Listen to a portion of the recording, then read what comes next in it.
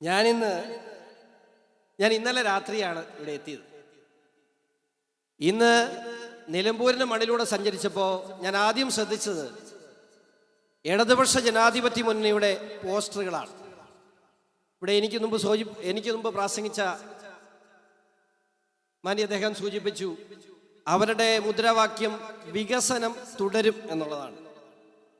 ഒരുപക്ഷെ നിലമ്പൂരിനെ കുറിച്ച് അറിയാൻ മേലാതെ ഈ നാട്ടിലേക്ക് ഇലക്ഷൻ പ്രചരണത്തിന് വേണ്ടി വന്നിരിക്കുന്നവർക്ക് ആ മുദ്രാവാക്യത്തിൽ വലിയ കുഴപ്പമൊന്നും തോന്നില്ല.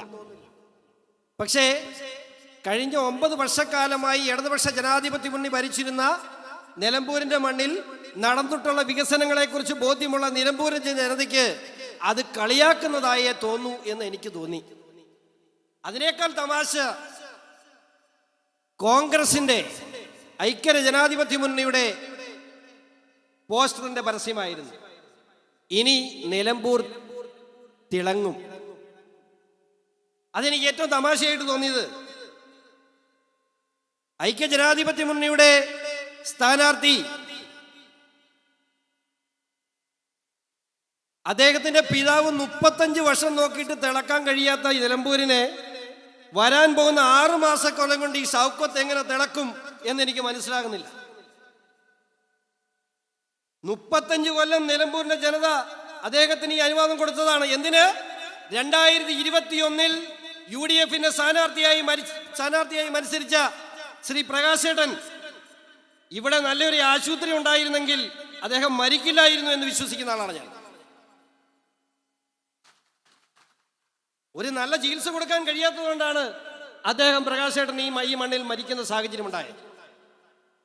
ഇവിടെ BJP NDA ഉയർത്തുന്ന മുദ്രാവാക്യം ഇന്നിവിടെ ഉദ്ഘാടനം ചെയ്യാൻ പോകുന്നത്, ബഹുമാനപ്പെട്ട സുരേഷ് ഗോപിജി ഇവിടെ ഉദ്ഘാടനം ചെയ്യാൻ പോകുന്നത് ഒരു ഇലക്ഷൻ കൺവെൻഷൻ മാത്രമല്ല, ജനിച്ച മണ്ണിൽ ജീവിക്കുവാനായി മലയോര കർഷകരുടെ പോരാട്ടത്തിന്റെ ഉദ്ഘാടനം കൂടിയാണ് ഇന്നിവിടെ നടക്കാൻ പോകുന്നത്. നിങ്ങളൊന്ന് ചിന്തിച്ചു നോക്കുക.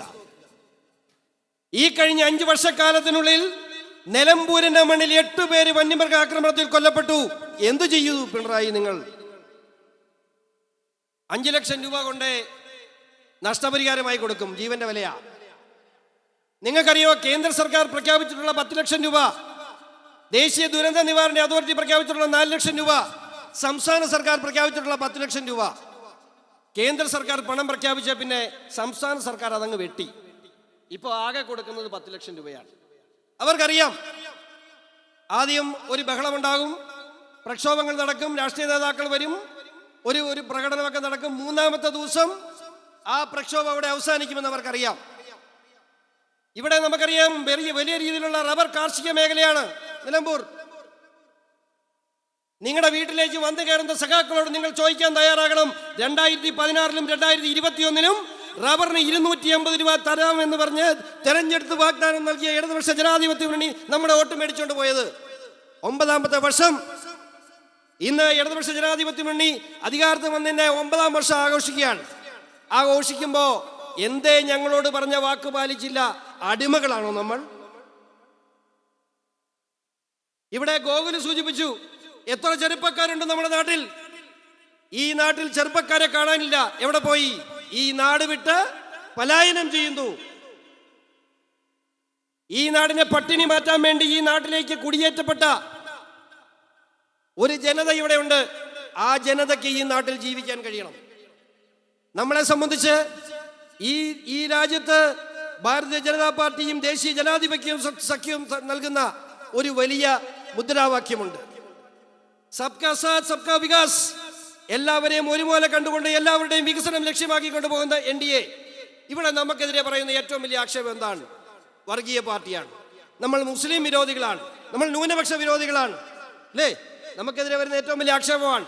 നരേന്ദ്രമോദി സർക്കാർ ഈ കഴിഞ്ഞ കാലഘട്ടങ്ങളിൽ ചീത്തവിളി കേട്ടിട്ടുള്ള ഓരോ നിയമവും നിങ്ങൾ എടുത്ത് പരിശോധിക്കൂ. അത് നിർമ്മിച്ചിട്ടുള്ളത് മുസ്ലിം സമുദായത്തിന് വേണ്ടിയാണ്. ഇവിടെ